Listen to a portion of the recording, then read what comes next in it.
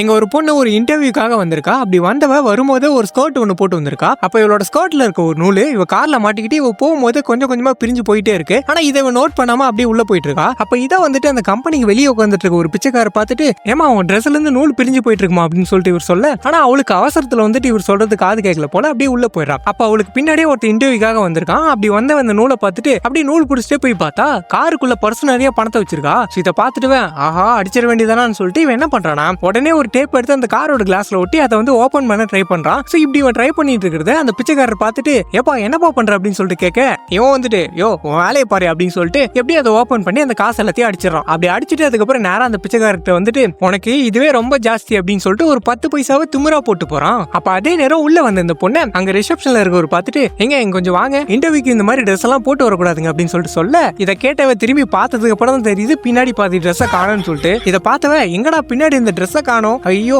இன்டர்வியூக்கு வேற டைம் ஆயிட்டு இருக்கு, இப்போ என்ன பண்றது அப்படின்னு சொல்லிட்டு அவர்கிட்ட, எங்க உங்ககிட்ட ஏதாவது ட்ரெஸ் இருக்கா அப்படின்னு சொல்லிட்டு கேட்க, அவன் வந்துட்டு, ஏமா பொண்ணுங்க போற ஸ்கர்ட் எல்லாம் நான் போறது இல்லமா, போற மாதிரி இருந்தா கொடுத்துருவோமா அப்படின்னு சொல்லிட்டு சொல்றான். சோ இதை கேட்டு இந்த பொண்ணுக்கு இப்ப என்ன பண்றதுனே தெரியாம அப்படியே வேகமா வெளியே வந்துட்டு வெளியே உட்காந்துட்டு இருக்க அந்த பிச்சைக்காரர்கிட்ட, எங்க இந்த இன்டர்வியூ எனக்கு ரொம்ப முக்கியம், சோ உங்க கழுத்துல இருக்க அந்த துணியை கொஞ்சம் கொடுக்குறீங்களா அப்படின்னு சொல்லிட்டு கேட்க, அவரு எடுத்து கொடுத்துறாரு. ரொம்ப தேங்க்ஸ்ங்க, இந்தாங்க அதுக்கு பதிலாக இதை வச்சுக்கோங்க அப்படின்னு சொல்லிட்டு கையில இருக்க கோல்ட் ரிங் கழட்டி கொடுத்துட்டு போயிடா. இதை பார்த்த இவரோ, என்ன பழைய துணிக்கே கோல்ட் ரிங் கழட்டி கொடுத்துட்டு போயிட்டா அப்படின்னு சொல்லிட்டு இவர் பாக்குறாரு. அதுக்கப்புறம் உள்ள வந்த அந்த பொண்ணு, இப்ப நான் போலாமா அப்படின்னு சொல்லிட்டு கேட்க, அவனும் போலாங்க அப்படின்னு மாதிரி சொல்லிடுறான். அதுக்கப்புறம் இன்டர்வியூ அட்டென்ட் பண்றதுக்காக இந்த பொண்ணு அந்த திருட்டு பையன் பக்கத்துல போய் உட்கார. மீதி ஸ்டோரியை கீழே கொடுத்துருக்கா, மறக்காம பாருங்க.